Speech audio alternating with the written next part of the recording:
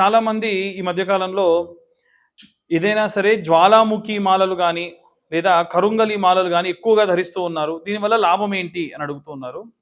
ఈ కరుంగలి మాల మనకు పాతాళ శంభు మురుగన్ దేవాలయం దగ్గర ఉన్నటువంటి విశేషంగా కొన్ని చెట్ల మధ్యలో ఇదే వర్ణంతో ఉండేటువంటి ఆ యొక్క చెట్ల నుండి కార్వింగ్ చేసి తీయబడ్డటువంటి వాటిని కరుంగలి మాల అంటారు. ఇవి వేసుకోవడం వల్ల ఎవరైనా మనపై దుష్ట చర్యలు చేసినా, ఏవైనా చెడు ప్రయత్నాలు చేసినా, నరఘోష నరదిష్టి లాంటివి ఏవైనా ఉన్నా, ఏదైనా కార్యం అనుకొని దీక్షగా మీరు ఉండాలి కానీ ఎటువంటి మాలలు వేసుకోదలుచుకోలేదు అనుకున్న వారు కూడా ఇలాంటి కరుంగలి మాలలు ధరించి అంతే నియమనిష్టలతో ఉంటే వారికి ఖచ్చితంగా ఆ పని ఒక సత్ఫలితం అవుతుంది.